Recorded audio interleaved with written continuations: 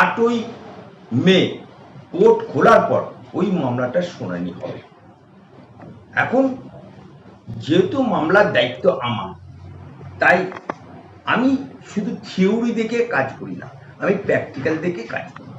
তাই থিওরি দেখে কাজ না করে প্র্যাকটিক্যালভাবে আমি কাজ করার জন্য আজকে আমি বাবরি মসজিদে এসছি এবং হুমায়ুন সাহেবের কাছ থেকে আমার ক্লায়েন্ট হিসেবে যার বাবরি মসজিদের হিসাব, অডিট যা কিছু আছে সমস্ত ডকুমেন্ট, এবং এটা যে ইসলামিক ফাউন্ডেশন ট্রাস্টি বোর্ডের আন্ডারে এই সম্পত্তিটা কেনা হয়েছে সেটা সম্পূর্ণ আমি নিলাম। এবং আমি সম্পূর্ণ বাবরি মসজিদ অনেক ইউটিউবার বাজারে ছড়াচ্ছে, অনেক মুসলমান ভাই বাজারে ছড়াচ্ছে, ওই দেখো হুমায়ুন কবির মসজিদের টাকা মেরে দিল, মসজিদের টাকা নিয়ে হেলিকপ্টার চললো, মসজিদের টাকা নিয়ে তিনি ইলেকশনে দাঁড়ালো। এই যে গুজবগুলো ছড়াচ্ছে তার সত্যতা যাচাই করার জন্য আমি আজকে এই বেলডাঙ্গাতে আমি হাইকোর্টের অর্ডার নিয়ে বেলডাঙ্গাতে বা বেলডাঙ্গার গামছা উড়িয়ে বলেছিলাম লড়কে লেঙ্গা মসজিদ।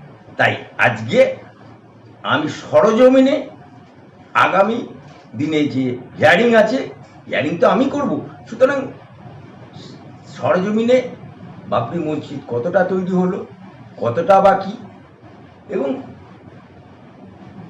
জেনারেল সেক্রেটারি যিনি ইসলামিক ফাউন্ডেশন, এটাতে ট্রাস্টি বোর্ডের কাছ থেকে হিসেবপত্রটা আমি নিয়ে নিলাম। এই উদ্দেশ্যেই আজকে আমার এখানে আসা। আর সাথে সাথে যে মুসলমানরা যে রসুলের উম্মত বলে দাবি করে, যারা রসুলের উম্মত বলে দাবি করে, যারা হারামখোর মুসলমান আছে, যারা তৃণমূলের তলোয়ার চাটনেওয়ালা মুসলমান আছে, যারা তৃণমূলের লালচি মুসলমান আছে, যারা কিছু কিছু ইউটিউবারও আছে, এই মসজিদ সংক্রান্তভাবে ভুল তথ্য বিভিন্ন জিনিস তারা জনগণের কাছে তুলে ধরছে, তাদের বিরুদ্ধেও মামলা হবে। এটা তাদের খাটিয়া খারাপ হবে, সে যে অনু হয় আমি দেখে নেবো তাকে। ওটা হাইকোর্ট। হুমায়ুন কবির বলেছেন 2028 সালের মধ্যে বাবরি মসজিদ সম্পূর্ণ হবে, কি বলবেন? দেখুন, উনি ইসলামিক ট্রাস্টি বোর্ডের জেনারেল সেক্রেটারি, 2028 সালের মধ্যে কমপ্লিট হবে উনি ভালো জানেন।